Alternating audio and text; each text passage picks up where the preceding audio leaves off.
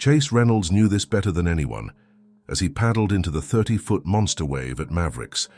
What he didn't know was that beneath that perfect barrel, 16 feet of prehistoric predator was about to rewrite his entire existence.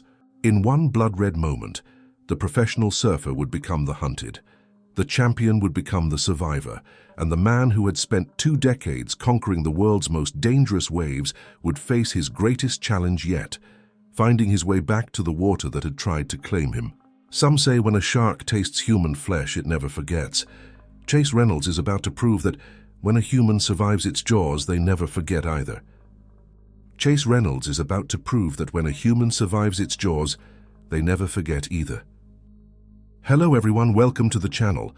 Before we begin today's case, I would like to ask for your support by subscribing to the channel.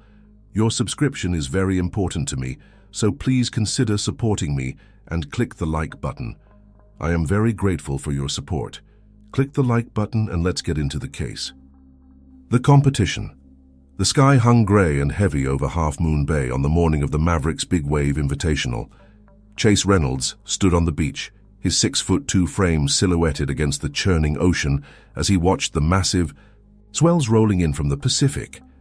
At 32, Chase was a veteran in the surfing world, known for his fearless approach to monsters that would send most surfers paddling for shore. His wetsuit, black with electric blue accents that matched, his custom Quen 2.5 Max surfboard, clung to his athletic build as the cool morning mist settled on his skin. "They're calling for 25-footers today," said Marcus Teller, Chase's longtime friend and fellow competitor. His eyes never left the horizon where dark waves formed ominous peaks. "Weather Service says there's a storm system pushing them. Even higher." Chase nodded, feeling the familiar mixture of fear and excitement that preceded every big competition.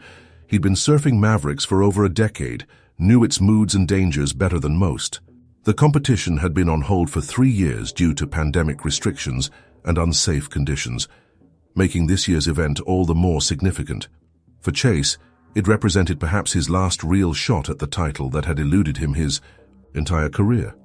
"Perfect day to make history," Chase replied, stretching his shoulders. He felt the old ache from a wipeout 2 years ago at Pipeline, a reminder of how quickly things could go wrong in the water.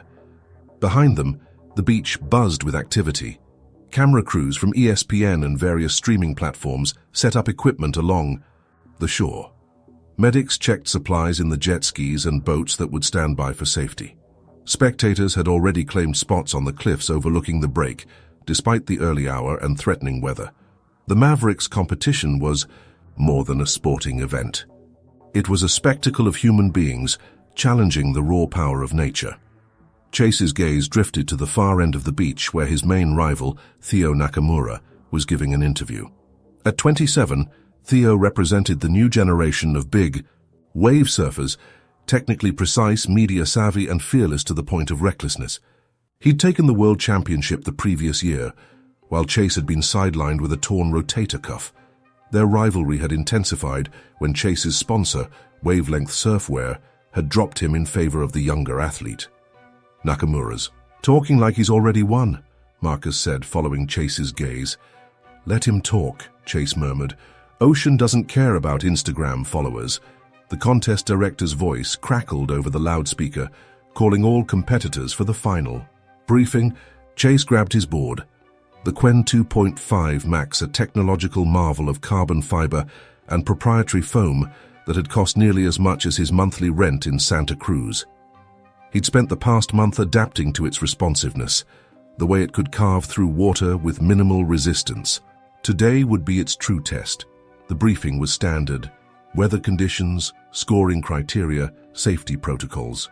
Chase half listened, his mind already out in the water, visualizing his approach to the waves. The director emphasized the unusually strong rip currents and reminded everyone that several great whites had been tagged in the area the previous week. "Marine biologists report increased activity this season," the director said, his weathered face serious beneath his cap. "The spotters will be monitoring, but stay alert out there." Shark sightings weren't uncommon at Mavericks. The cold, deep waters off the California coast provided ideal hunting grounds for great whites, though attacks during competitions were virtually unheard of. Still, the warning added another layer of tension to an already charged atmosphere. As they dispersed, Chase felt a hand on his shoulder. He turned to find Theo standing there, camera crews hovering at a careful distance. "May the best man win, old-timer," Theo said with a smile that didn't reach his eyes. "Planning on it," Chase replied evenly. He watched as Theo walked away, surrounded by his entourage of coaches, filmmakers, and social media managers. Times had changed since Chase had first started competing, when it had been about nothing but the ride. The next hour passed in a blur of preparation.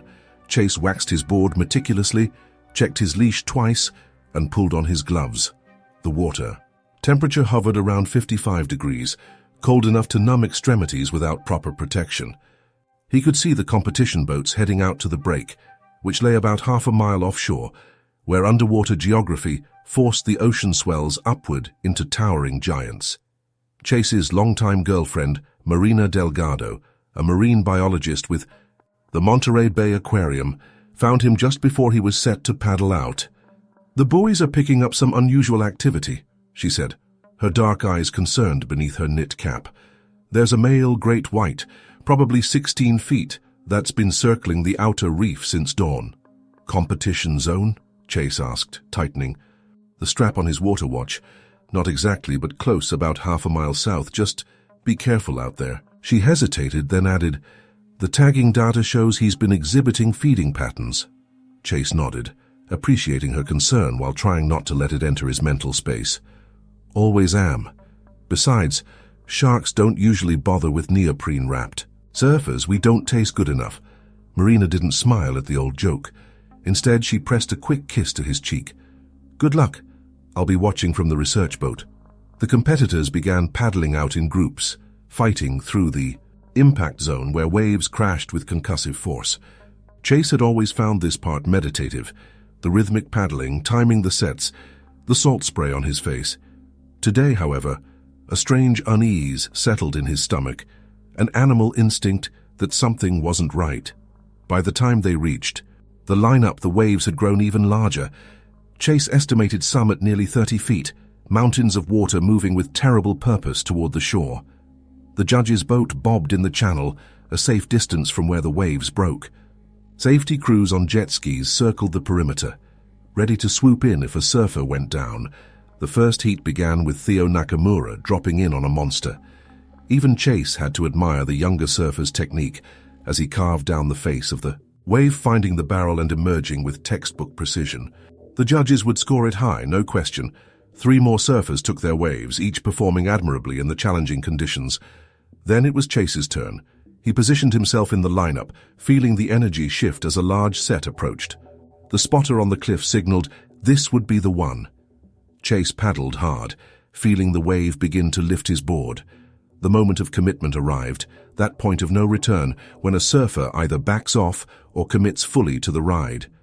Chase pushed himself up in one fluid motion, decades of muscle memory taking over, as he dropped into the face of a 30-foot wall of water. Time seemed to slow as he made the drop, the roar of the wave becoming a distant thunder as he focused, entirely on the moving surface beneath his board. The Quen 2.5 Max responded perfectly, cutting through the face as Chase set his line. He could see the barrel forming ahead, a massive tunnel of water that represented both maximum points and maximum danger. Chase entered the barrel, surrounded by the cathedral of water, experiencing that singular moment of transcendence that had kept him coming back to big waves for 20 years. Through the curtain of water, he could see spectators on the shore, tiny figures witnessing his moment of glory or disaster. The wave began to close out. Chase pumped his board, trying to generate enough speed to outrun the collapsing tunnel. The exit was just ahead, a shrinking circle of light. He crouched lower, trimming every unnecessary movement to reduce drag. Just as he was about to clear the barrel, something dark and massive shot through the water beside him. In the strange acoustics of the barrel, Chase heard a high-pitched clicking sound, the echolocation of a predator. Marine biologists would later explain that the extreme conditions had disoriented the shark, driving it from its usual hunting grounds into the competition zone. They would point to the unusual water temperature, the vibrations from dozens of surfers, and the perfect storm of circumstances that created the tragedy. But in that moment, as Chase caught a glimpse of black eyes and a mouth lined with serrated teeth, scientific explanations were meaningless. Chase cleared the barrel just as the great white breached beside him, 16 feet of prehistoric predator, exploding from the water in a spray of white foam. The crowd on shore erupted in screams that carried across the water. The safety crews immediately gunned their jet skis toward him, but they were still precious seconds away. The last thing Chase remembered before the impact was the strange beauty of the creature, perfectly evolved for its environment, neither malevolent nor merciful, simply following the imperative of 400 million years of evolution. The shark hit the water beside Chase with a force that sent him tumbling from his board. He felt the leash pulled tight, then snap as the Quentoup 5 Max was torn away. For a terrible moment he was disoriented in the churning white water, unsure which way was up, which way was shore. Then his head broke the surface, and he gulped air, scanning desperately for the dark shadow he knew was circling beneath. From the judge's boat, the competition director had already hit the shark alert siren. Its wailing cut through the air as jet skis raced toward Chase, but they were still too far, and the next set of waves was already building on the horizon. In the channel, Marina watched in horror from the research vessel, already knowing what the spotters were just realizing. The great white they'd been tracking all morning had entered the competition zone. She grabbed the radio, shouting coordinates to the safety crews as the boat's captain pushed the engines to full throttle. Chase treaded water, forcing himself to remain calm despite the adrenaline flooding his system. He knew that panicked movement could trigger a predatory response. The shark had disappeared from view after the initial breach, but Chase had no illusions about its continued presence. Great whites were ambush predators. They struck from below, from the blind spot. A jet ski was now 50 yards away, the driver gesturing frantically for Chase to swim toward him. Chase began moving with strong, measured strokes, trying to minimize, splashing. He could see Theo Nakamura paddling frantically toward the channel, away from the danger zone. 20 yards from the jet ski, Chase felt it. The sudden pressure change in the water around him, the sixth sense that all experienced ocean swimmers develop. He took a deep breath and dove beneath the surface, eyes open despite the sting of salt water. The great white was approaching from the deep, a missile of muscle and teeth accelerating upward. Chase kicked hard to the right, just enough to avoid the direct path of the charge.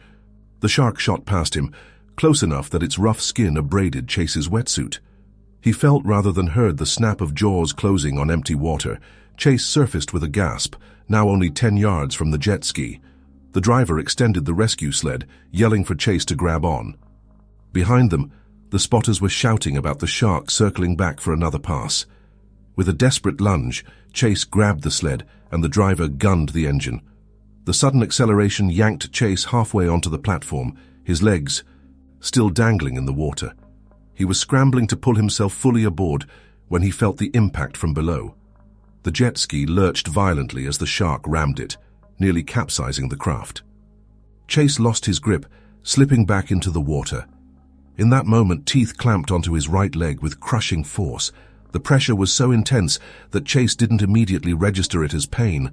It was more like being caught in heavy machinery. The water around him turned crimson as the shark shook its head, the motion designed to tear flesh from bone. Chase struck out instinctively, his fist connecting with the shark's sensitive snout. The creature released its grip momentarily, enough for the jet ski driver to make another approach.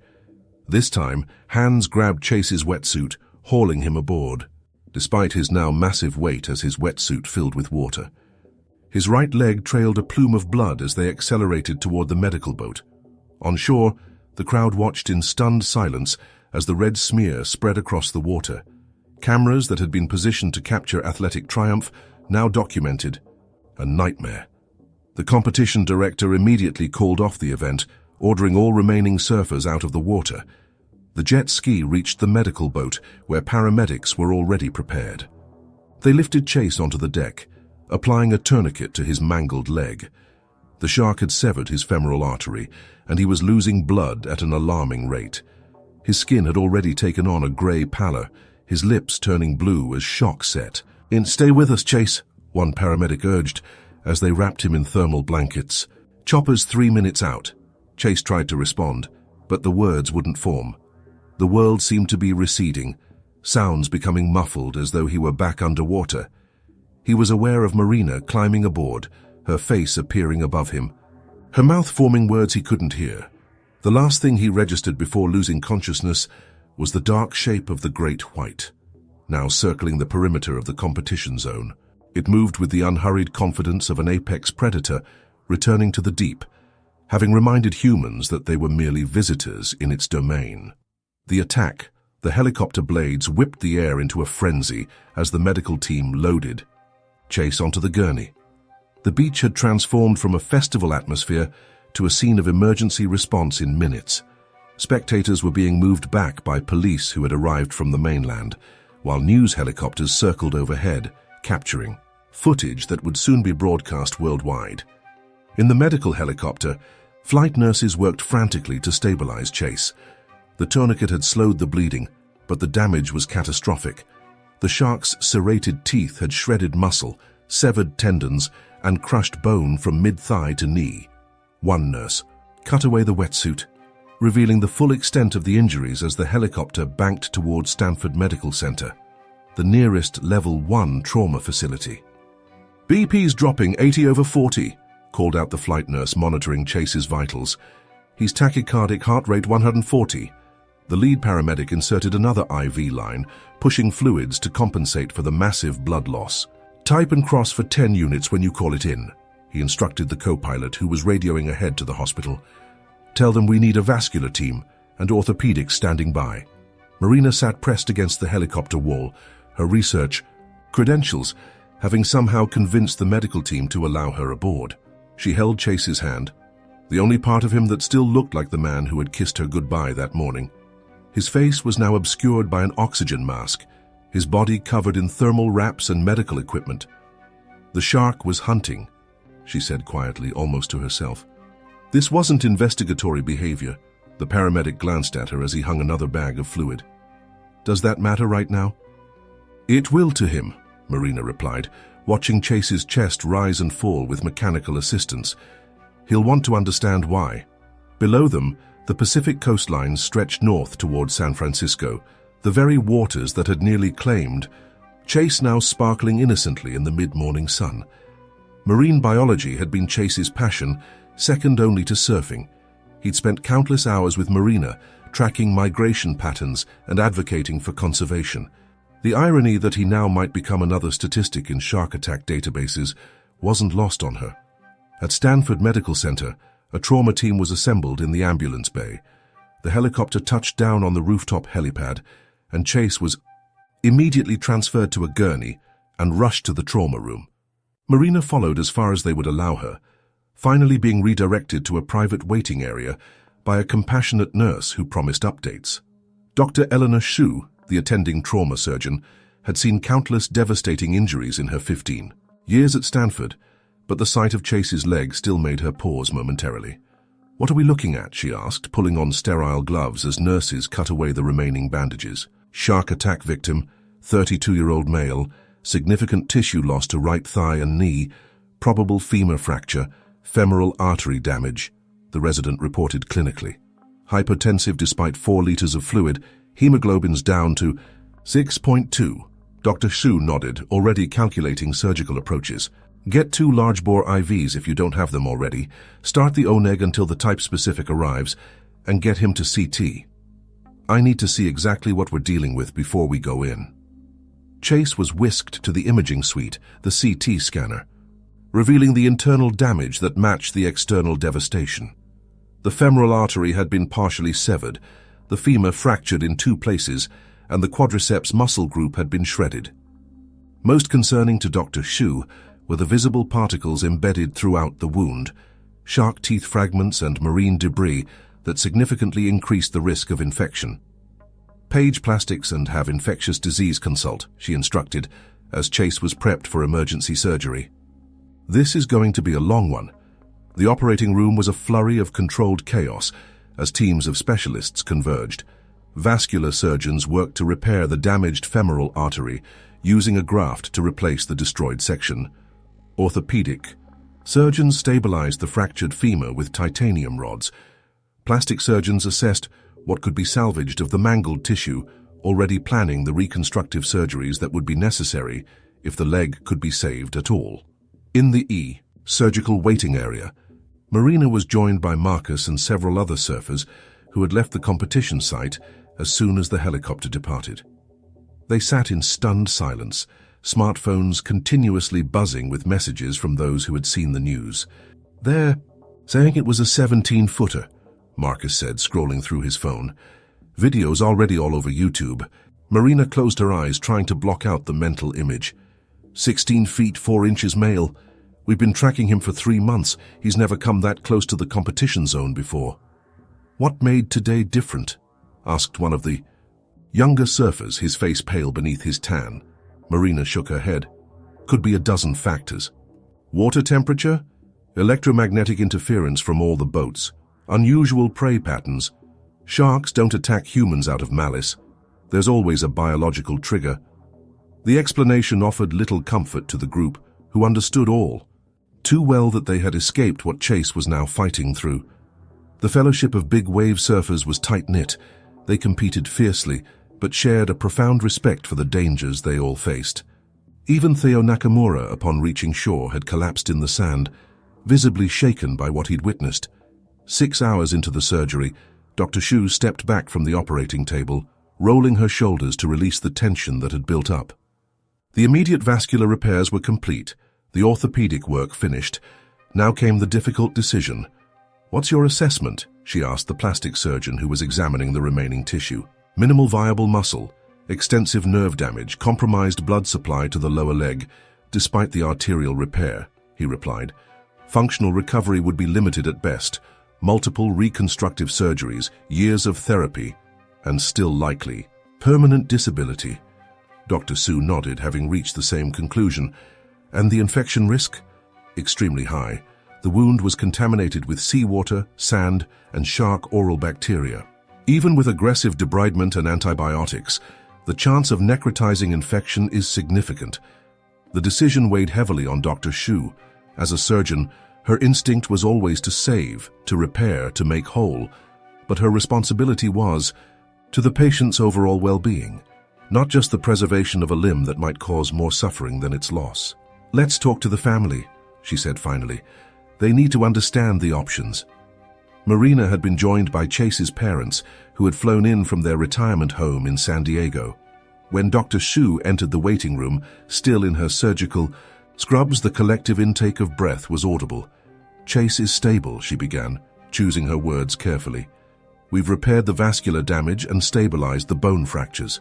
He received multiple transfusions, and his vital signs are improving." Chase's mother, a small woman with Chase's same blue eyes, clutched her husband's hand. "His leg?" she asked, voicing the question everyone was afraid to ask. Dr. Shu sat down across from them, removing her surgical cap. "The damage is extensive. The shark's teeth caused significant tissue destruction, nerve damage, and contamination of the wound. We've done everything possible to salvage the leg, but I need to be honest with you about the prognosis," she outlined. "The options: multiple reconstructive surgeries with uncertain outcomes, high risk of infection that could become life-threatening, years of rehabilitation with likely permanent disability and chronic pain, or amputation above the knee, which would eliminate the infection risk, allow for faster recovery and potentially better functional outcomes with a modern prosthetic." "What would you do if he were your family?" Chase's father asked quietly. Dr. Shu rarely answered this question when families posed it, but the directness in the older man's gaze compelled honesty. "If it were my son, I would recommend amputation. The functional outcome would likely be better, and the risk to his overall health would be significantly reduced." Marina, who had remained silent throughout the explanation, finally spoke. "Chase lives for activity, surfing, diving, hiking. Which option gives him the best chance to return to an active life, even if it's different from before?" "A well-fitted prosthetic would likely allow for more activity than a salvaged limb with limited function and chronic pain," Dr. Su answered. "But I want to be clear. Either way, his life will be significantly changed. We're just discussing what that change looks like." The family conferred quietly. the weight of making this decision for an unconscious loved one evident in their drawn faces. Finally, Chase's father nodded. "If there's one thing I know about my son, it's that he'd rather move forward than be held back. If amputation gives him the best chance at a life without pain and limitation, then that's what we choose." Dr. Shu nodded, respecting both the decision and the strength it took to make it. "I'll schedule the surgery for tomorrow morning. He's too unstable to go back into the OR immediately. In the meantime, we'll continue antibiotics and wound care." As Dr. Shu left to make the arrangements, Marina stepped outside the hospital for a moment alone. The sun was setting over the bay, casting long shadows across the medical center campus. Her phone buzzed continuously with notifications from colleagues at the research center, journalists seeking comment, and friends checking on Chase's condition. One message caught her attention, a text from a fellow researcher with satellite tracking data. The great white that had attacked Chase had already moved miles offshore, returning to its normal patterns as though nothing extraordinary had happened. There was a certain cold comfort in this scientific reality. The shark had not singled Chase out for any reason. It had simply been acting according to its nature, in a moment when human and predator paths had tragically crossed. Inside the ICU, Chase remained unconscious, his body working to recover from the trauma and surgery. Machines monitored every vital sign. Medications flowed through multiple IV lines, and the damaged leg was elevated, the temporary dressings hiding the worst of the injuries. Tomorrow, surgeons would complete what the shark had begun, removing the limb that could not be saved. News vans had already gathered outside the hospital, their satellite dishes pointed skyward. The attack had become international news, with footage of the rescue playing on continuous loop on sports and news channels alike. Commentators dissected every moment. Marine biologists offered explanations, and the surfing community reacted with stunned disbelief that one of their most experienced members had fallen victim to the ocean's ultimate predator. In his hospital room, oblivious to the media storm, Chase's vital signs gradually stabilized as his body fought to survive. Outside his door, Marina and his parents took turns sitting vigilance, while across the bay the beaches were closed indefinitely as safety teams searched for any sign that the great white had returned to coastal waters. But the shark was already miles away, following the eternal patterns of a species that had survived virtually unchanged since before dinosaurs walked the earth. It hunted, it swam, it existed in perfect harmony with its environment, an environment that humans entered at their own risk, a reality that Chase Reynolds now understood more profoundly than most. The rescue dawn broke over Stanford Medical Center with the cool gray light of a California coastal morning. In the surgical suite, preparations were underway for Chase's amputation. Dr. Shu reviewed the surgical plan with her team, emphasizing the need for a clean transection that would allow for optimal prosthetic fitting later. "We'll take it above the knee, approximately mid-thigh where the tissue is healthy," she explained, pointing to the imaging displayed on the screen. "The femoral nerve block is already in place, so pain control should be good post-op. Questions?" There were none. This team had performed similar procedures many times, though rarely under such high-profile circumstances. Security had been increased around the hospital as media presence grew throughout the night. The Mavericks shark attack had become global news, with particular interest in Asia and Australia, where big wave surfing had exploded in popularity. In the pre-op area, Chase was awake but sedated, the night's additional fluids and antibiotics having improved his condition enough for him to regain consciousness. His parents sat beside him, trying to project a calmness they didn't feel. "We're going to get through this," his mother said, stroking his hair back from his forehead. "One day at a time." Chase nodded weakly, his legendary stamina depleted by blood loss and trauma. "Did they save my board?" he asked, his voice raspy from the intubation during yesterday's surgery. His father gave a short laugh that caught on a sob. "No, son. That shark took it to Davy Jones's locker. Custom Quen 2.5 Max," Chase murmured. "Cost me $3,000. The attempt at humor brought tears to his mother's eyes. Even facing amputation, Chase was trying to ease their burden. A nurse approached, indicating it was time to move to the operating room. "See you on the other side," Chase said, attempting a smile that didn't reach his eyes. As they wheeled him away, he caught sight of Marina entering the pre-op area, having stepped out only briefly to shower and change clothes at a nearby hotel. Their eyes met, and in that moment, all pretense fell away. His face crumpled as the full reality of what was happening finally broke through the shock and medication. Marina rushed to his side, taking his hand and walking alongside the gurney as far as they would allow. "I'm here," she said simply. "I'll be right here waiting." The doors to the surgical suite closed between them, and Marina returned to the waiting area where Chase's parents now sat in silence.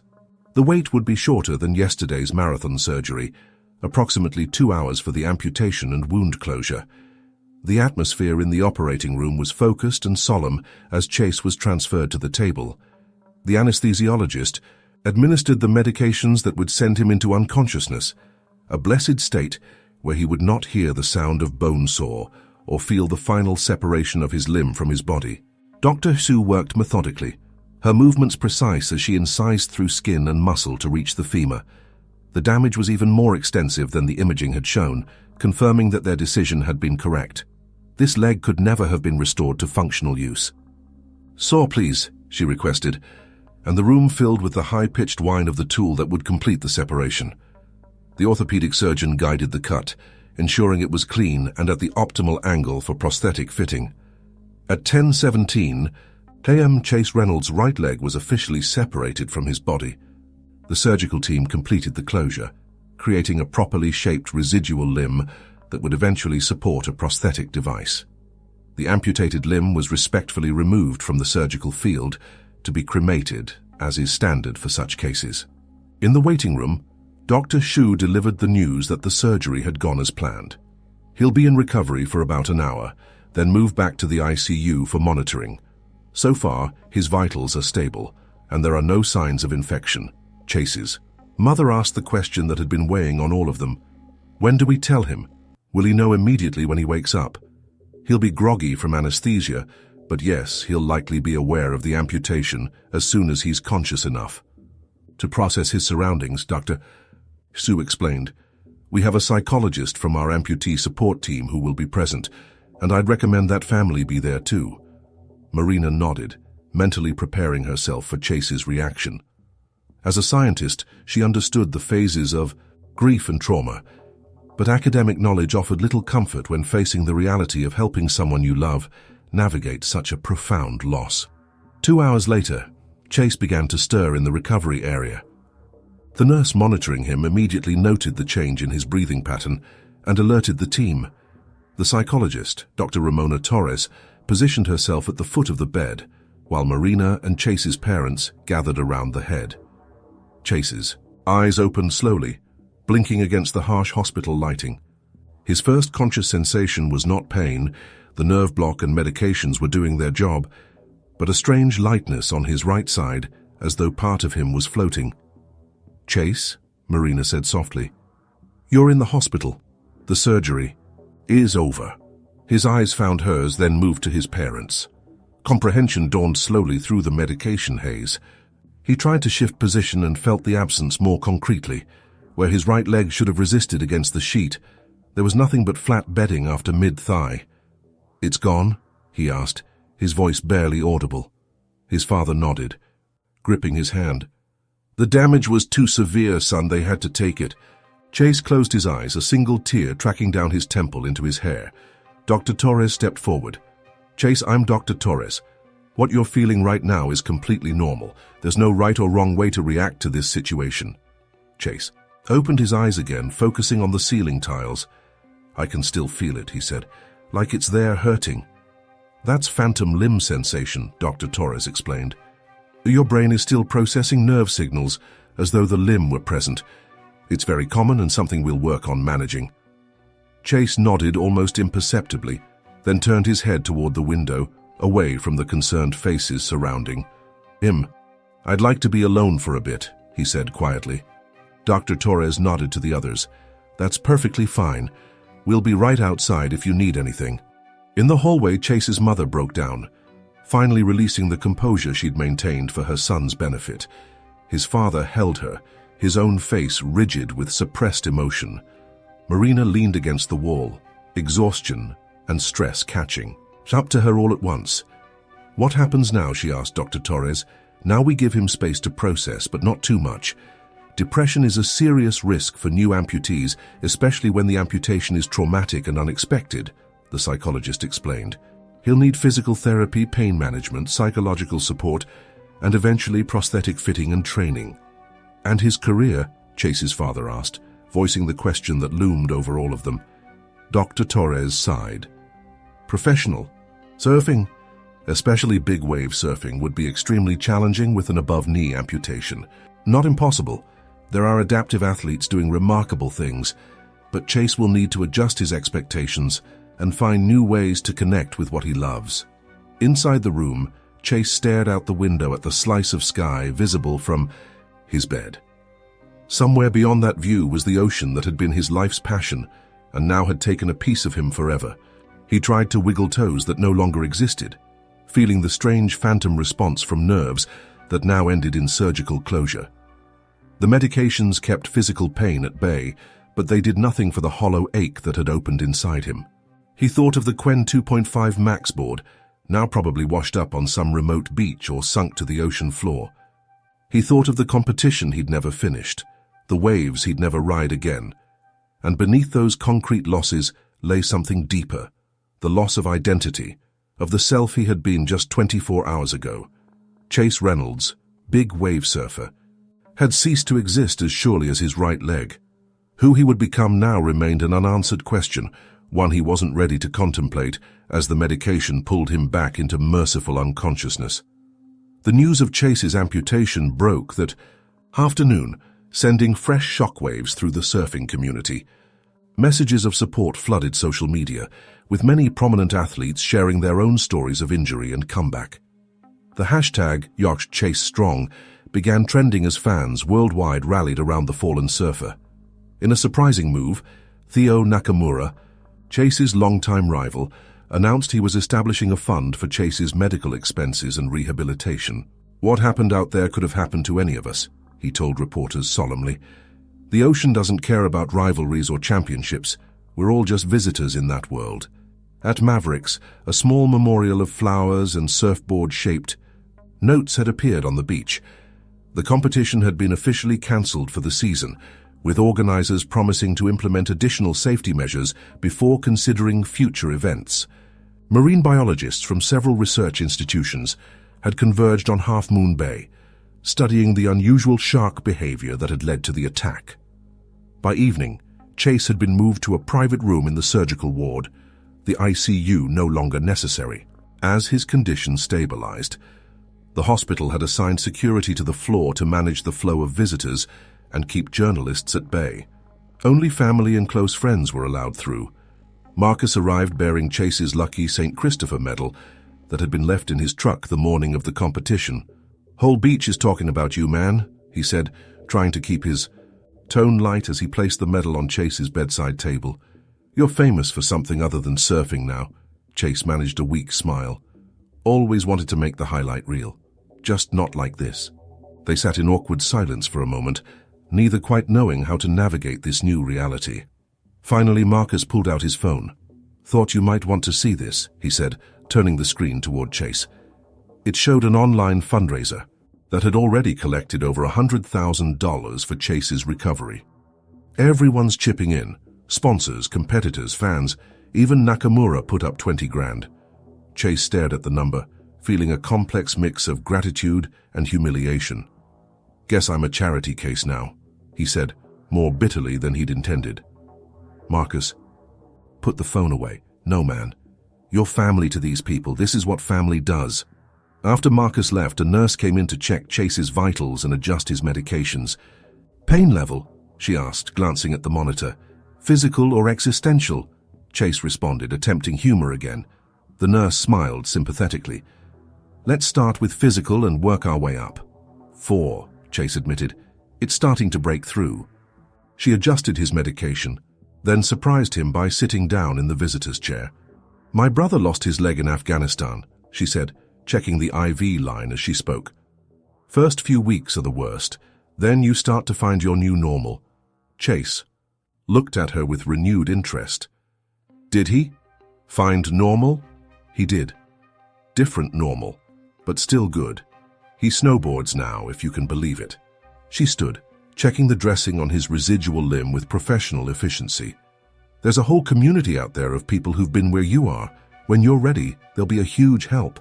After she left, Chase found himself alone with his thoughts again. The painkillers were making him drowsy, but his mind refused to quiet.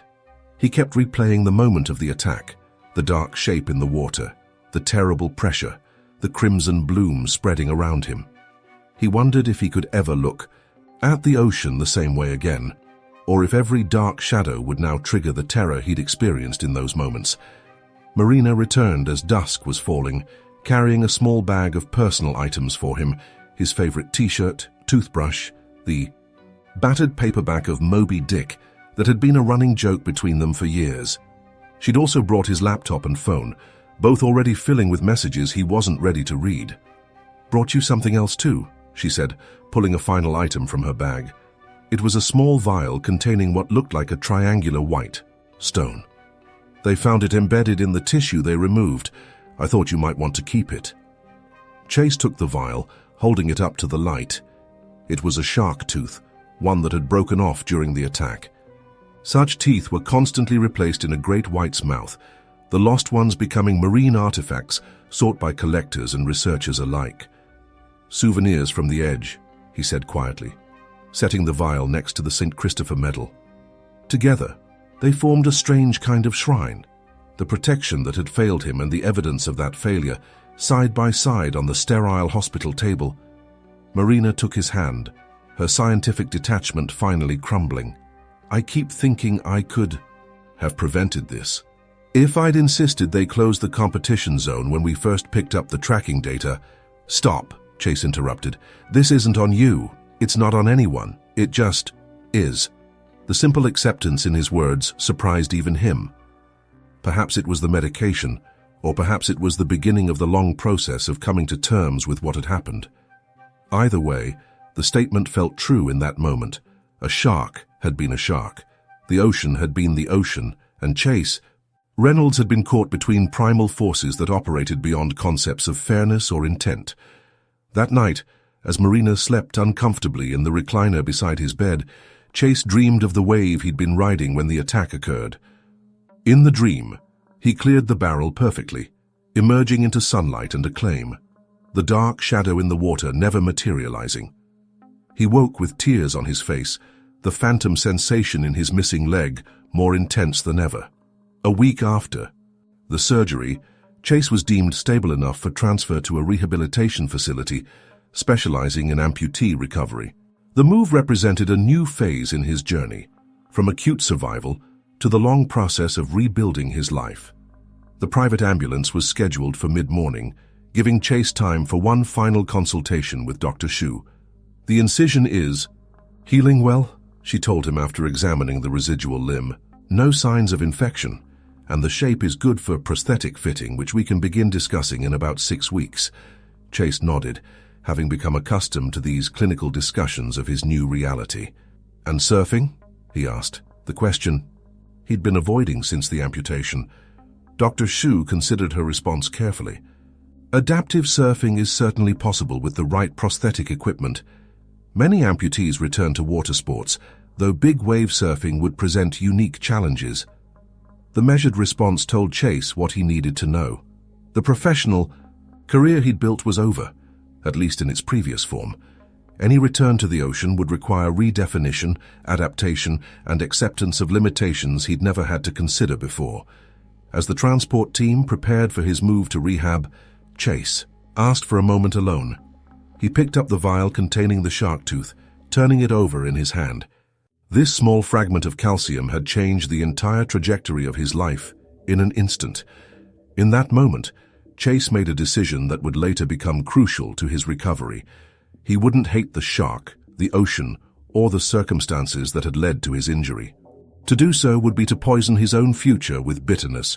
Instead, he would try to understand, to adapt, and eventually to return to the water that had been both his greatest joy and now his greatest loss.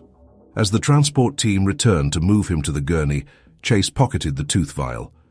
It would go with him to rehabilitation, a reminder not of what he had lost, but of the perspective he had gained, that humans entered the ocean as guests in another species' domain, and sometimes the price of admission was higher than anyone expected to pay. Towards the recovery, the rehabilitation facility sprawled across 10 acres in the hills overlooking Monterey Bay. Ironically, from his room on the 3rd floor, Chase had a perfect view of the Pacific Ocean. The same waters that had claimed his leg now served as a constant backdrop to his recovery. Some days he found this view comforting, a reminder of what he was working toward. Other days he kept the blinds drawn, unable to face the glittering expanse that seemed to mock his landlocked state. The first month at Pacific Heights Rehabilitation Center established the rhythm that would govern Chase's life for the foreseeable future. Mornings began with physical therapy, focusing on core strength and preparing the residual limb for eventual prosthetic fitting. Afternoons were filled with occupational therapy, teaching Chase to navigate daily activities with his new physical reality. 3 times a week he met with Dr. Torres, who had arranged to continue as his psychologist despite the change in facilities. Adaptation isn't just physical, she reminded him during one session. Your brain is rewiring itself, creating new neural pathways to accommodate the change in your body. That takes time and patience. Patience had never been Chase's strong suit. As a professional athlete, he had pushed through pain, accelerated recovery timetables, and generally treated his body as something to be conquered rather than accommodated. This approach had served him well in competition, but proved counterproductive in rehabilitation. "You're not in a race," his physical therapist Damon chided after finding Chase attempting extra exercises after hours. "Healing has its own timeline. Push too hard and you'll just set yourself back." The hardest adjustment wasn't the physical challenges, but the sudden dependence on others. Chase, who had built his identity around self-reliance and physical capability, now needed help with the most basic tasks. The indignity of requiring assistance to bathe, dress, and move around the facility ate at his self-image more corrosively than any physical pain. 4 weeks into his stay, Chase received his first major visitors beyond family and close friends. The director of the Mavericks competition arrived with 2 board members, all wearing expressions of careful concern that Chase had come to recognize and resent. "We wanted to check in personally," the director said, after the obligatory exchanges of how are yous and looking goods that Chase knew were polite fictions. "And to let you know the committee has unanimously voted to award you lifetime honorary status. You'll always have a place at Mavericks, Chase." The gesture was well-intentioned, but Chase heard the unspoken truth beneath it. He would never compete again. The honorary status was an acknowledgement of his permanent transition from participant to observer, a gilded retirement he hadn't chosen and wasn't ready for. "Thanks," he managed, his smile not reaching his eyes. "I appreciate that." After they left, Chase wheeled himself out to the facility's garden terrace, needing space to process the emotions their visit had triggered. The wheelchair was temporary, a bridge until his residual limb healed enough for prosthetic fitting. But its limitations frustrated him daily. He positioned himself at the railing overlooking the bay, watching distant figures on the beach below, running, swimming, surfing, all with a casual freedom he now understood had been a privilege rather than a right. Marina found him there an hour later, his untouched lunch on the table beside him. She had been dividing her time between the research center and the rehabilitation facility, balancing her professional responsibilities with supporting Chase. The strain was beginning to show in the dark circles beneath her eyes, and the weight she'd lost from her already slender frame. "The prosthetic specialist is here for your initial consultation," she said, resting a hand on his shoulder. "They're waiting in the assessment room." Chase nodded without turning from the view. "Did you? No sharks can sense electrical fields as small as a billionth of a volt. They can detect a fish's heartbeat from miles away." Marina recognized the deflection, but chose not to challenge it. Chase had been absorbing shark facts obsessively since the attack, as though understanding the predator might help him make sense of what had happened to him. "The great white that got me, have they tracked it since?" he asked, a question he returned to frequently. "Still following normal migration patterns," Marina confirmed. "Last ping had him near the Farallon Islands." Chase finally turned to face her. "Does that bother you?" That he's just going on with his life while I'm stuck here? The question caught Marina off guard. Chase, it's a shark. It doesn't have the capacity to— I know, he interrupted. That's not what I meant. I mean, there's something almost peaceful about it. No malice, no revenge, no dramatic change. Just nature continuing like it always has.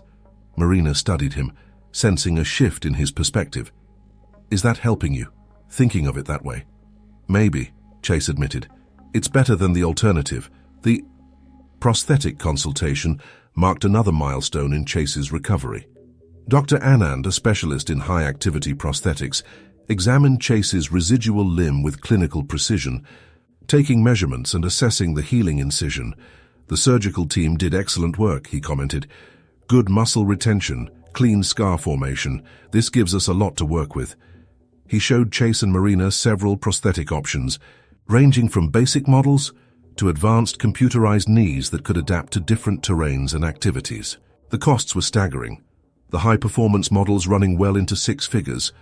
But Chase's fundraiser had continued to grow, providing the financial means for whatever option he chose. And for water activities, Chase asked the question.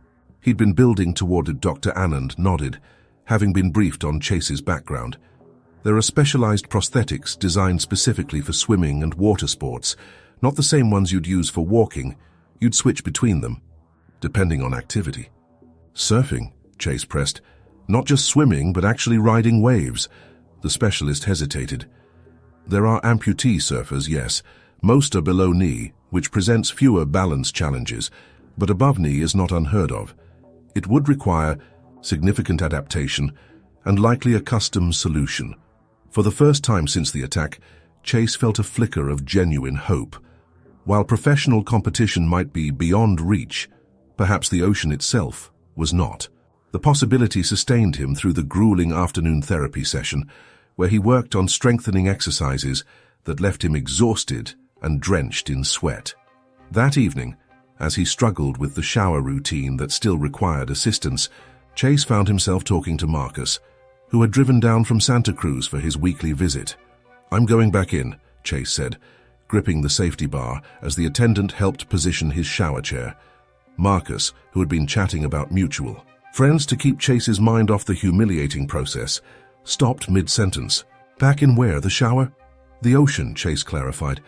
I don't know when or how exactly, but I'm going to surf again. The declaration hung in the steamy air between them, bold and perhaps foolhardy, but undeniably genuine.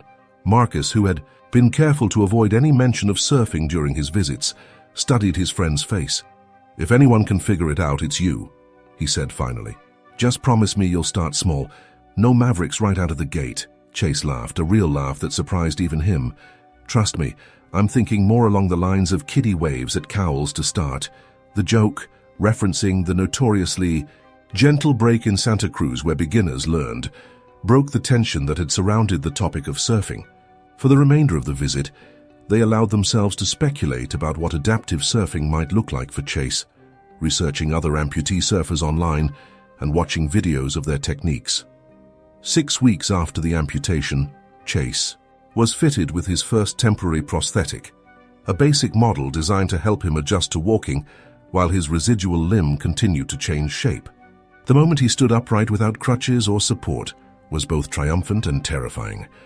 The artificial limb felt alien, the socket connection uncomfortable despite careful fitting, and the mechanical knee moved with a precision that was nothing, like the organic fluidity he'd taken for granted his entire life. Short steps to start, Damon instructed, standing ready to catch Chase if he faltered. Let the knee do its job. Don't try to control every movement. Chase took his first tentative step, then another. The process was anything but natural, requiring conscious thought for movements that had once been automatic. After just 10 minutes, he was exhausted, muscles trembling from the unfamiliar demands of balancing with this new appendage. That's enough for today, Damon said, recognizing the signs of fatigue before Chase would admit them. Every day will get easier. The prediction proved accurate. Within 2 weeks, Chase had progressed from halting steps to walking short distances, though still with a pronounced limp and frequent rest breaks. The temporary prosthetic was uncomfortable, causing blisters and pressure points that required constant attention, but it represented progress that fueled his determination. By the 8th week of rehabilitation, Chase had advanced to a more sophisticated prosthetic with a microprocessor knee that could better adapt to his movements. The improvement was dramatic, allowing more natural gait and greater stability. His therapists began incorporating more challenging activities, stairs, uneven surfaces, and eventually short jogs on the facility's indoor track. Throughout this physical journey, Dr. Torres continued to work with Chase on the psychological aspects of his recovery. The initial shock had given way to a complex emotional landscape that shifted daily. "I dreamed about the attack again last night," Chase told her during one session, "but it was different this time. I was watching it happen to someone else, like I was outside my body." "That's a common evolution in trauma processing," Dr. Torres explained. "Your mind is creating distance, allowing you to process the experience without being overwhelmed by it." "I still feel guilty sometimes," Chase admitted, "like I should have done something differently." "Survivor's guilt manifests even when there are no other victims," she noted. "You're grieving the loss of the person you were before the attack, and part of you is looking for ways you could have prevented that loss." These sessions often left Chase emotionally drained, but provided crucial support as he navigated the psychological terrain of his new reality. Equally important were the weekly amputee support group meetings, where he found community with others who truly understood the daily challenges he faced. In the support group, Chase met Eliza, a former triathlete who had lost her leg to cancer 5 years earlier. Now competing in para-athletic events, she became something of a mentor to Chase, her matter-of-fact approach to adaptation cutting through his moments of self-pity. "Stop thinking of it as a disability," she told him bluntly after one session, where he'd expressed frustration with his limitations. "It's a different ability. You can't do some things the same way anymore, but that doesn't mean you can't do them at all." 3 months after the attack, Chase's recovery had progressed enough that his medical team began discussing discharge plans. The prospect of returning to the outside world brought mixed emotions: excitement at regaining independence, anxiety about navigating a world that was no longer designed for his new physical reality. Marina had been preparing for this transition, making modifications to her beach house in Santa Cruz to accommodate Chase's needs. Ramps had been installed, the bathroom renovated with accessibility features, and the stairs to the deck replaced with a gradual incline. These changes represented another reality Chase was still adjusting to: the permanence of his condition. The discharge date approached, Chase received an unexpected visitor. Theo Nakamura arrived without warning one afternoon, looking distinctly uncomfortable in the rehabilitation setting. The younger surfer had brought an awkward gift, a custom-designed rash guard bearing the logos of Chase's former sponsors, who had dropped him shortly after the accident when it became clear his competitive career was over. "They're assholes," Theo said bluntly, handing over the garment. "I told them so publicly, cost me a few points with the management, but worth it." Chase was touched by the gesture, recognizing the risk Theo had taken by alienating powerful industry figures. "Thanks for this and for the donation to the fund. Didn't expect that from my biggest rival," Theo shrugged, his usual cockiness subdued. "After what happened, competitions don't seem so important anymore. Besides, the ocean's big enough for all of us." As they talked, Chase realized that Theo had been deeply affected by witnessing the attack. The younger surfer admitted to nightmares, panic attacks, in the water, and a newfound hesitation that was affecting his performance. In a strange reversal, Chase found himself offering reassurance to the man who had once been his nemesis. "The odds of it happening again are astronomical," he said. "You can't let fear keep you out of the water," says the guy who got his leg. "Bitten off," Theo responded with dark humor. "Exactly," Chase agreed. "If anyone has the right to be terrified, it's me, but I'm still planning to get back out there eventually." Theo looked genuinely surprised. "Seriously? You're going to surf again?" "Different board, different style, but yeah, the shark took my leg, not my passion." By the time Theo left, something had shifted between them, not quite friendship, but a mutual respect born of shared trauma and resilience. The visit also reinforced Chase's determination to fulfill the promise he'd made to himself about returning to the water. The day before his scheduled discharge, Chase asked Marina to bring him something from home, his wetsuit. When she returned, with it, he spread it across his bed, studying the neoprene that had once been like a second skin to him. "It will need modifications," he said, more to himself than to Marina. "Cut and reseal the right leg, reinforce the waist for stability." Marina watched him with a mixture of concern and admiration. "Are you sure about this? There's no rush, Chase. Recovery isn't a race." "I know," he said, looking up at her. "But having a goal beyond just walking again, it helps. Every painful session, every frustrating setback, I can push through if I know the ocean is waiting at the end." That night, Chase stood on the balcony of his room, facing the Pacific one last time from the safety of the rehabilitation center. Tomorrow he would leave this protective environment for a world full of challenges he was only beginning to understand. Stairs without railings, crowds without consideration, beaches without accessibility, 1,000 ordinary obstacles that had been invisible to him before. But as he watched the moonlight create a silver path across the water, Chase felt a calmness he hadn't experienced since before the attack. The ocean remained what it had always been: powerful, dangerous, beautiful, and utterly indifferent to human concerns. There was a strange comfort in that constancy, a reminder that some things remained unchanged, even as his own life had been irreversibly altered. In the distance, he could just make out the silhouette of a boat crossing that silver path, its navigation lights tiny against the vastness of the sea. Somewhere beneath those waves, great whites continued their ancient patrol, unchanged by the brief intersection with human lives. Chase's hand went to his pocket, where he still carried the vial containing the shark tooth that had once been embedded in his flesh. "See you soon," he murmured to the distant waves, a promise to himself and to the ocean that had always been his true home. The aftermath. The official report from the California Department of Fish and Wildlife classified the Mavericks incident as a provoked attack resulting from abnormal environmental conditions. The 16-page document, released 6 months after Chase's encounter with the great white, detailed how unusual water temperatures, competition activities, and the shark's feeding patterns had created a perfect storm of circumstances. Chase read the report while sitting on the deck of Marina's beach house, his prosthetic leg propped comfortably on a footstool.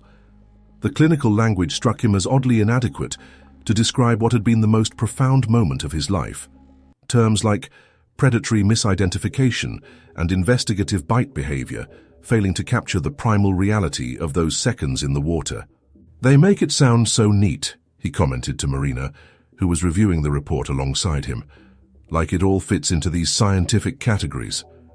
"That's what we do," she admitted. "We try to make sense of nature by categorizing it. But nature doesn't always cooperate with our taxonomies." 6 months into his recovery, Chase had settled into what Dr. Torres called his new normal. The prosthetic leg, now a high-end model with a computerized knee joint and carbon fiber components, had become less an alien attachment and more an extension of himself. He could walk with only a slight limp, drive using adapted controls, and navigate most everyday situations independently. Physical therapy continued 3 times weekly, now focused on advanced mobility and strength rather than basic function. Chase approached these sessions with the same intensity he had once applied to training for competitions, pushing limits and celebrating incremental improvements. His therapists often reminded him that recovery wasn't a linear process. There would be plateaus and occasional setbacks, but Chase's athletic mindset served him well in rehabilitation. The psychological journey proved more complex than the physical one. Chase still experienced nightmares about the attack, though their frequency had diminished. Certain triggers, the particular sound of water rushing over sand, unexpected movements. In his peripheral vision, even the specific quality of light on overcast days could send him back to that moment in the barrel, the dark shape approaching from below. Dr. Torres had helped him develop coping mechanisms for these episodes, grounding techniques that reminded his brain he was safe, breathing exercises to manage the physiological symptoms of panic, and cognitive strategies to process the flashbacks when they occurred. PTSD isn't something you cure, she had explained during their sessions. It's something you learn to manage like chronic pain or any other long-term condition. The comparison had helped Chase accept the ongoing nature of his psychological recovery. Just as he didn't expect his missing leg to regenerate, he couldn't expect his mind to simply forget the trauma it had experienced. Both required ongoing adaptation, patience, and self-compassion, qualities that didn't come naturally to someone accustomed to overcoming obstacles through sheer determination. Chase's relationship with the ocean had evolved during these months. From the safe distance of Marina's deck, he watched the waves daily, reacquainting himself with their rhythms and patterns. Sometimes the sight filled him with longing, other times with apprehension. On rare occasions, usually at dusk when the fading light turned the water to hammered silver, the fear would return so intensely that he had to retreat indoors. Despite these challenges, Chase had remained firm in his intention to return to surfing. With the help of a specialized prosthetist and several adaptive surfing organizations, he had begun designing a custom water leg that would allow him to balance on a surfboard. The project had given him a sense of purpose and direction when the loss of his professional career had left him adrift. Financial reality had eventually forced Chase to accept certain opportunities that came with his new status. The attack had made him a reluctant celebrity. His story featured in documentaries, news specials, and magazine articles. He had initially resisted these intrusions, but the medical bills and ongoing costs of rehabilitation made such paid appearances necessary. More meaningful was the work he had begun with young amputees, visiting hospitals and rehabilitation centers to show children and teenagers that life continued after limb loss. These visits, arranged through a non-profit foundation, had unexpectedly become one of the most rewarding aspects of Chase's new life. "You're really good with the kids," Marina had observed after accompanying him to a pediatric rehabilitation unit. "They respond to you differently than to the doctors or therapists." "Because I'm not trying to make them do exercises or take medications," Chase had replied. "I'm just showing them there's a future worth working toward." This particular morning, as Chase set aside the shark attack report, he faced a milestone he'd been both anticipating and dreading. Today would be his first attempt to enter the ocean since the attack. The plan had been carefully developed with his medical team and adaptive surfing instructors. They would start at Cowell's Beach, known for its gentle rolling waves, the antithesis of the monsters at Mavericks. He would wear his water prosthetic, but focus initially just on getting comfortable in the ocean again, not actual surfing. Marina would be beside him, along with Marcus and an instructor from the adaptive sports program. Chase checked the specialized prosthetic that had arrived the previous week. Unlike his everyday leg, this one was designed specifically for water use. Waterproof components, a simplified knee joint, and a foot shaped to provide stability on a surfboard. The socket had been custom molded to his residual limb with additional padding to prevent chafing from salt water. "Ready for this?" Marina asked, watching him examine the equipment. Chase considered the question seriously. Was he ready? Physically, yes. His strength and balance had improved tremendously. The water prosthetic had been tested in the pool at the rehabilitation center, proving both functional and comfortable, but the emotional readiness was harder to gauge. "Only one way to find out," he answered finally. They arrived at Cowell's mid-morning, when the beach was relatively quiet. Chase had deliberately chosen a weekday to avoid crowds and potential recognition. Despite the media cooling off in recent months, he still occasionally found himself the subject of unwanted attention, his missing leg, and the story behind it, making him instantly identifiable to surfing fans. Marcus was already waiting with the adaptive surfing instructor, Kelly Espinoza, who had worked with dozens of amputees transitioning back to water sports. They had brought a specialized surfboard, wider and more stable than standard boards with additional grip surfaces for secure positioning. "We'll take it slow today," Kelly assured Chase as they unloaded the equipment. "The goal is just to get comfortable being in the water again. No pressure to stand up or catch waves." Chase nodded, trying to appear more confident than he felt. He changed into his wetsuit in the beach bathroom, a process that had become easier with practice, but still took longer than it once had. Attaching. The water prosthetic while balancing on the bench was a challenge, but he'd practiced this sequence at home until it became manageable. Emerging onto the beach, Chase felt suddenly exposed. The wetsuit concealed his prosthetic from casual observation, but the difference in his gait was obvious on the uneven sand. A few beachgoers glanced his way, their expressions shifting from curiosity to recognition to carefully composed neutrality. "Ignore them," Marcus advised, carrying the specialized board down to the water's edge. "Focus on what you're here to do." At the shoreline, Chase paused, watching the gentle waves roll in. Cowell's was nothing like Maverick's. The swells here rarely exceeded 3 feet, breaking softly over a sandy bottom rather than the jagged reef that created the monster waves at his former competition site. Yet even these benign ripples triggered her physiological response. Elevated heart rate, quickened breathing, a cold sweat unrelated to the ocean spray. "We can stop any time," Marina reminded him, standing close enough to support but not so close as to hover. "This is just day 1. Chase took a deep breath, feeling the familiar weight of the ocean air in his lungs. He had spent most of his life in this element, from childhood summers in San Diego to professional competitions worldwide. The ocean had been his workplace, his playground, his sanctuary, and 6 months ago, it had nearly become his grave. "No," he said firmly. "I need to do this." With Kelly on one side and Marina on the other, Chase walked into the shallows. The water prosthetic functioned as designed, providing stability on the shifting sand beneath the surface. The first cold rush of water around his ankles sent a jolt through him, not of fear as he'd expected, but of recognition. This was home despite everything. They moved deeper, until the water reached Chase's waist. Here they paused, allowing him to acclimate to the sensation of the ocean's movement around him. Small waves pushed against his torso, requiring constant adjustment to maintain balance, a cool, more significant challenge with the prosthetic than it had been with 2 natural legs. "How does it feel?" Kelly asked, still maintaining a supportive position beside him. "Different," Chase admitted, "but not as scary as I thought." They practiced basic movements, turning in the water, moving with and against the small currents, adjusting to the prosthetic's behavior in this environment.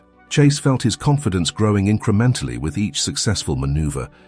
The ocean that had loomed so large in his nightmares was, in this protected cove on this calm day, just water.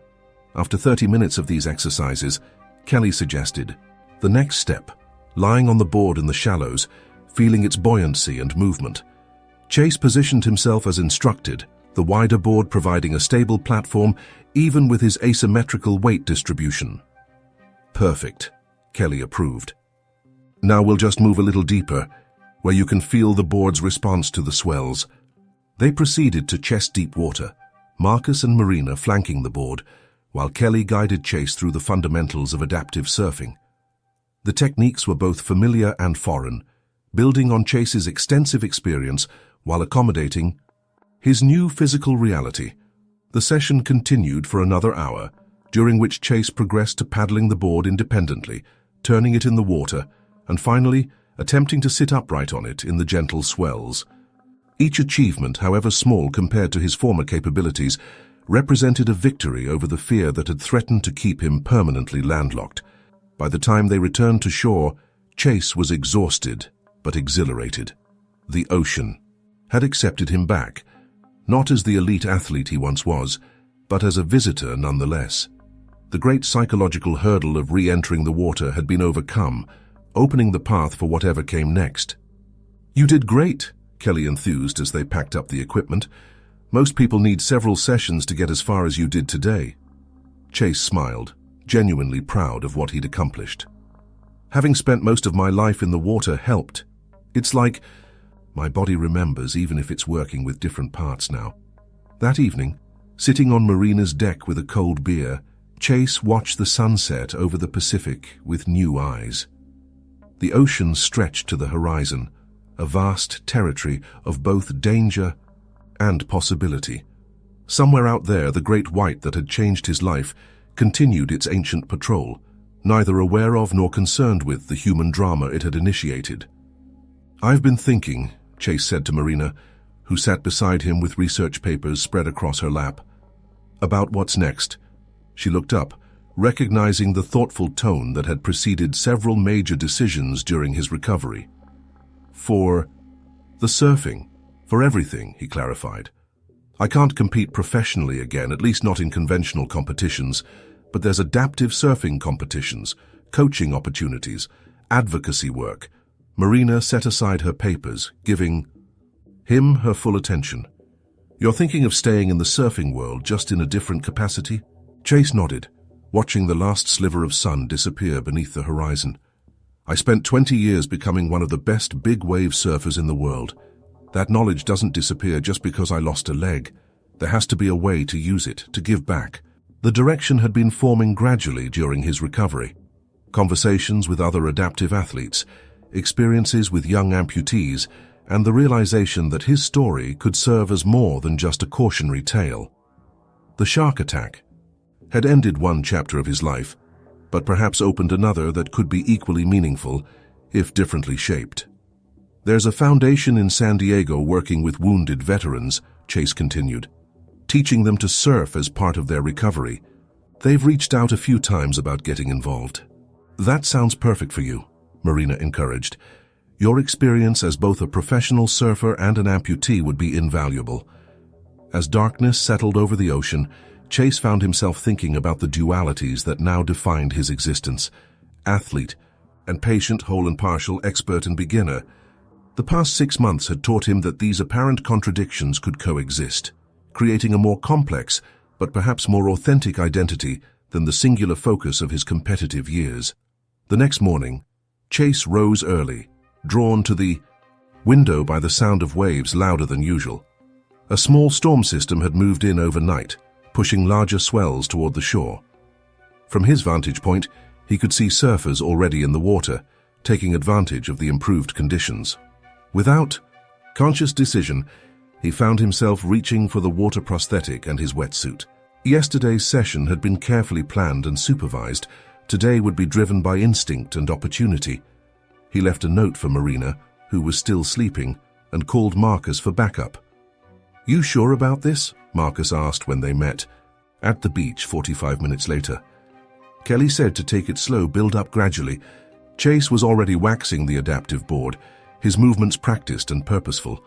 The conditions are perfect for the next step, just a little more challenge than yesterday, but still manageable. Marcus recognized the determination in his friend's expression and knew better than to argue. "All right, but I'm staying right with you. First sign of trouble, we're out." They paddled out together, Chase adapting quickly to the stronger currents and larger swells. At the break, several other surfers noticed his arrival, recognition dawning as they connected the man with the prosthetic to the shark attack headlines from 6 months earlier. Chase nodded acknowledgement, but focused on the waves, reading their patterns as he had done thousands of times before. When he identified one with the right shape and energy, he positioned himself with practiced precision, turning the board toward shore. The moment of truth arrived with the swell, the transition from lying to standing that defined surfing. Chase had practiced the modified technique with Kelly, using his natural leg to provide primary support, while the prosthetic served more as a stabilizer. The movement required different muscle groups, altered timing, and a recalibrated sense of balance. With Marcus watching anxiously, Chase pushed himself up as the wave caught the board. For a heartbeat, it seemed he might succeed. The board glided forward. His natural leg found purchase, his body began to rise. Then the prosthetic slipped on the waxed surface, and Chase tumbled into the water, the wave rolling past without him. He surfaced quickly, grinning despite the failure. The fall hadn't triggered fear or flashbacks. It had felt normal, an ordinary part of surfing that he had experienced countless times before. Marcus paddled over, concern evident on his face. "I'm fine," Chase assured him before he could ask. "Just need to adjust the technique. Let's try again." They remained in the water for another hour, Chase attempting to stand on the board 4 more times with varying degrees of success. On the final attempt, he managed to rise fully upright and ride the small wave for several seconds before losing balance. A brief moment of genuine surfing that represented a monumental achievement in his recovery. The other surfers in the lineup cheered spontaneously, recognizing the significance of what they had witnessed. As Chase paddled back out, several approached to offer congratulations and encouragement. What might have been awkward or patronizing felt instead like the natural camaraderie of the surfing community, respect for anyone who challenged themselves in the water, regardless of circumstances. By the time they returned to shore, Marina had arrived, having found Chase's note and guessed where he might have gone. She waited at the water's edge, concern and pride mingling in her expression as she watched Chase navigate the shallows with his board under one arm. "Couldn't wait for the next official session?" she asked, though her tone held no real reproach. "The ocean doesn't make appointments," Chase replied, the familiar phrase from his competitive days taking on new meaning in this context. Had to seize the opportunity while it was there. That evening, as they shared dinner with Marcus and several friends who had heard about Chase's achievement, the conversation turned to the future. Chase spoke with growing confidence about his plans, continuing to develop his adaptive surfing skills, connecting with the Veterans Foundation in San Diego, perhaps eventually competing in adaptive surfing events. "I'm thinking of writing a book too," he added somewhat self-consciously. "Not just about the attack, but about the whole journey. Might help someone else going through something similar." The idea was met with enthusiastic support from the group. Chase had kept a journal throughout his recovery at Dr. Torres's suggestion, documenting not just physical milestones, but the psychological landscape of adaptation and resilience. This record, combined with his natural storytelling ability, could indeed provide valuable insight for others facing life-altering challenges. As the evening wound down and friends departed, Chase found himself alone on the deck once more, contemplating the ocean that was now simultaneously more dangerous and more precious to him than ever before. The prosthetic leg rested beside his chair, a visible reminder of what had been lost and what had been gained in the past 6 months. From his pocket, he took the vial containing the shark tooth, his talisman throughout recovery. In the moonlight, the serrated edge gleamed white against the darkness. Chase had carried it as a reminder that life could change in an instant, that human plans and precautions meant little against the elemental forces of nature. Now, as he looked out at the Pacific stretching endlessly before him, Chase recognized that the tooth represented something else as well, the beginning of a different life, not lesser, but altered, shaped by forces beyond his control, but navigated by choices entirely his own. With a deliberate motion, he set the vial on the railing beside the St. Christopher medal that had once adorned his competition board. Together, they would remain, memorials to what had passed and talismans for what was yet to come. The shark that had taken his leg had disappeared back into the deep that day at Mavericks, continuing its ancient existence in the vast ocean. And Chase Reynolds, forever changed by that brief, violent intersection of their lives, had found his way back to the water, different, damaged, but ultimately undefeated. In the distance, waves continued their eternal approach to shore, neither hostile nor welcoming, simply existing as they had for millennia before humans dared to ride them, and would for millennia after the last surfer disappeared from Earth. This indifferent continuity, which had once terrified Chase in the hospital, now brought a peculiar comfort, a reminder that his trauma, however life-altering, was but a tiny chapter in the ongoing story of human engagement with the natural world. As the moon cast its silver path across the water, Chase made another promise to himself, to honor both the ocean's power and his own resilience by living fully in this new reality, neither defined solely by what had been lost, nor limited by fear of what might yet occur. The journey ahead would not be without challenges. There would be physical setbacks, psychological hurdles, and moments when the trauma resurged unexpectedly. The prosthetic would never feel entirely natural, the phantom sensations might never completely fade, and certain limitations would remain permanent features of his life. But there would also be triumphs large and small, adaptive surfing competitions where he could test his evolving skills, coaching sessions with young amputees who saw in him a model of possibility, quiet mornings on the water when the perfect wave and perfect balance came together in moments of transcendence. Chase Reynolds, once defined by his fearless approach to the ocean's most formidable challenges, would forge a new identity, not as a conquered victim nor an unscathed hero, but as something more nuanced and perhaps more authentic, a survivor who had faced nature's indifferent power and emerged with a deeper understanding of both its dangers and its gifts. The shark had disappeared into the deep, returning to its primal patterns. And Chase had emerged from the depths of trauma, finding his way back to the surface, back to breath, back to life, altered but unbroken, forever marked, but ultimately unbowed by his encounter with the ocean's ancient predator.